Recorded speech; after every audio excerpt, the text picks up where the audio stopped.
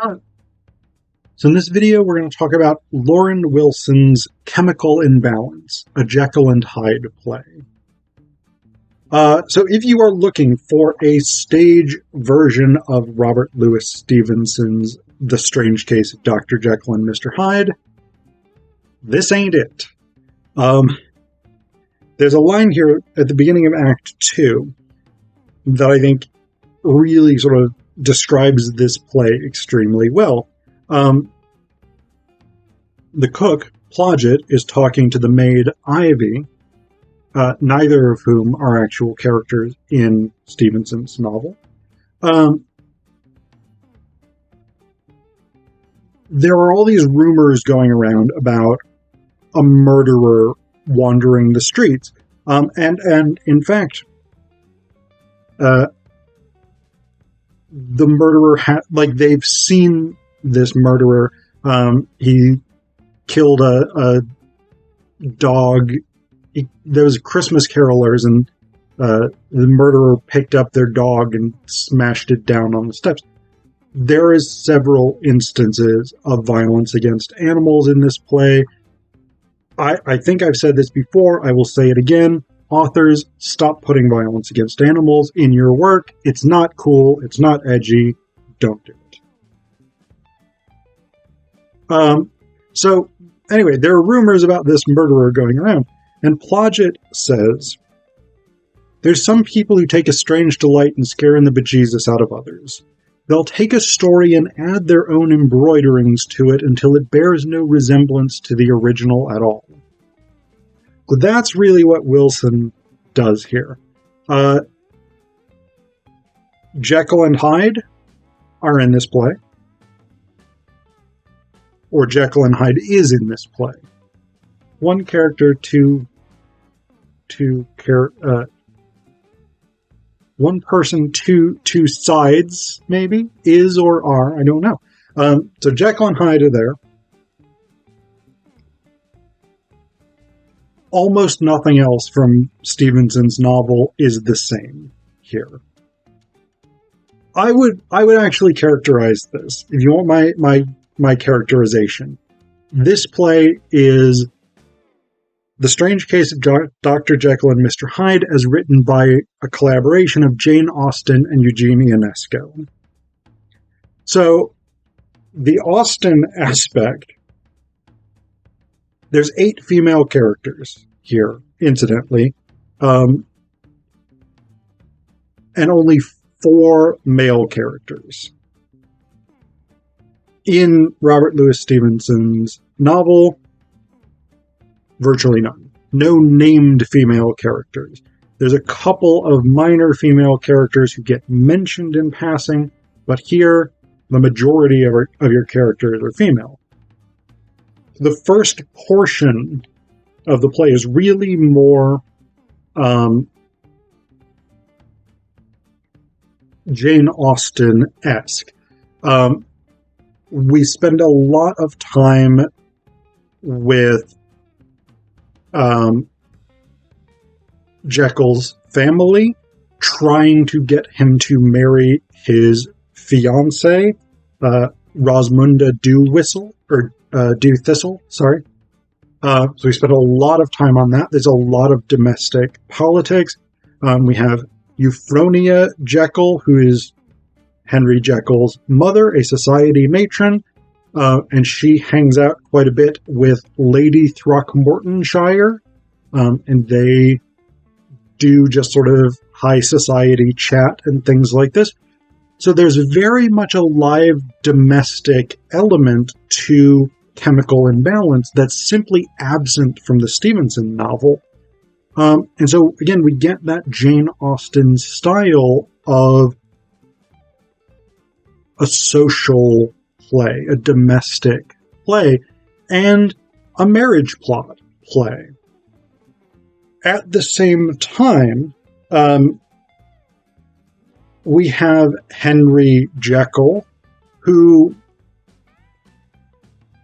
unlike in Stevenson's novel, Henry Jekyll is specifically attempting to unlock his evil hat. So in Stevenson's novel, it's a little bit unclear exactly what Jekyll's goal is. He wants to be able to enjoy his unsavory pleasures without having to feel guilt for it.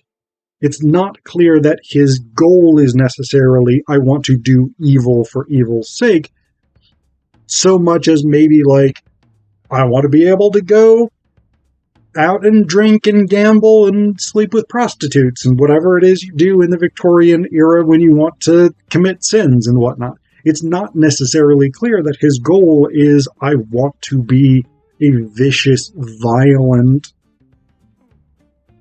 criminal. But here, like at one point, Henry Jekyll is talking to Xavier. This is Xavier Utterson. In Stevenson's novel, Utterson is a lawyer. Here, Utterson is Henry's cousin, who's also a doctor. So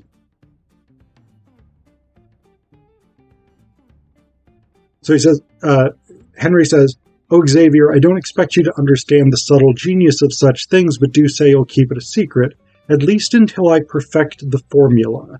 It needs something else, something to make it even more evil."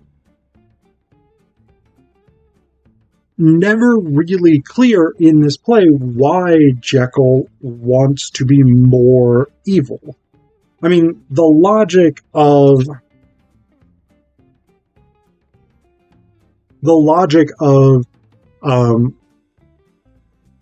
I want to be able to do things I want to do without guilt is still there, but it's not really clear why the goal is evil as such, as opposed to what it is in the novel, which is pleasure. I want to seek pleasure. I want to do the things that I enjoy doing without having to feel guilty about it. Here, the objective is, I want to be evil. So that's a change that's not really explained. We've also got the introduction of another really interesting element here, because we have Calliope and Penelope, who are two twins, the daughters of Lady Throckmortonshire. Yeah, Throckmortonshire. Calliope, so these twins are a fairly straightforward analogy for Jekyll and Hyde, because Calliope is very pious and sits with a prayer book, and she's very considerate, she's very polite, etc., etc. Penelope is violent and capricious. Like, the first thing we really hear about her is that she's attacking the servants with a fireplace poker and throwing kitchen knives around.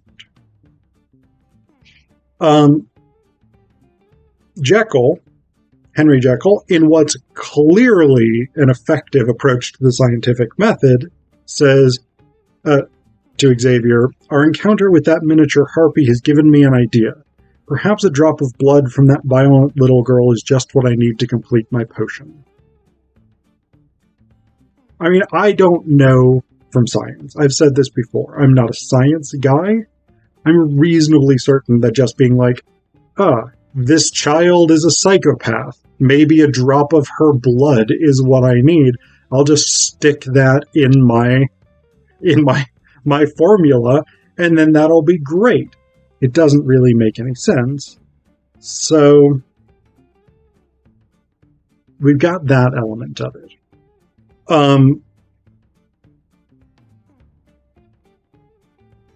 We get more sort of Ionesco-esque stuff in the latter portion of the play. So, in case you don't know,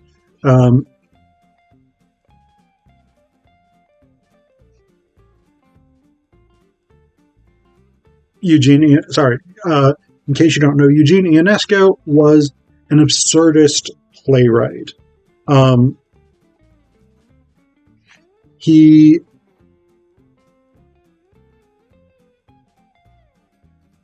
wrote plays in which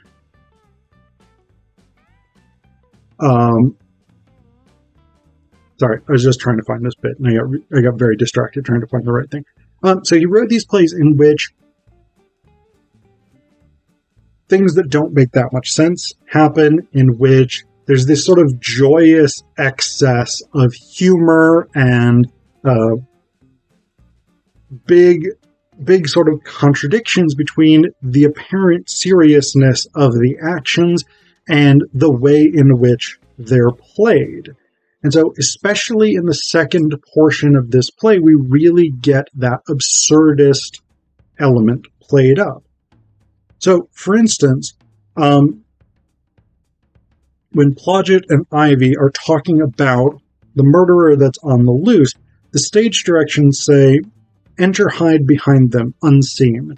During the following, he pulls various weapons from his pockets to murder them with, i.e. a piece of rope which he can't get a knot out of, a stick of dynamite and matches which won't light." And then a little bit later, we got a stage direction that says, "They bend to retrieve it." That's Plodgett and Ivy bend to retrieve the stick of dynamite that Hyde has dropped. Hyde reaches over them, takes butter knife. He attempts to sharpen it during the following. So, you can see this in your mind as you're reading these stage directions, that this is this almost like Bugs Bunny style performance, right? Where this guy who's supposed to be this horrible murderer is pulling out these random weapons. And he can't get any of them to function. He's trying to kill these two maids, etc., etc.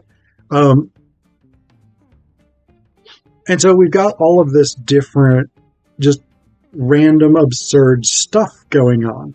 At one point, a police constable comes by, and Xavier Utterson has been knocked out, and his unconscious body is just lying on the couch.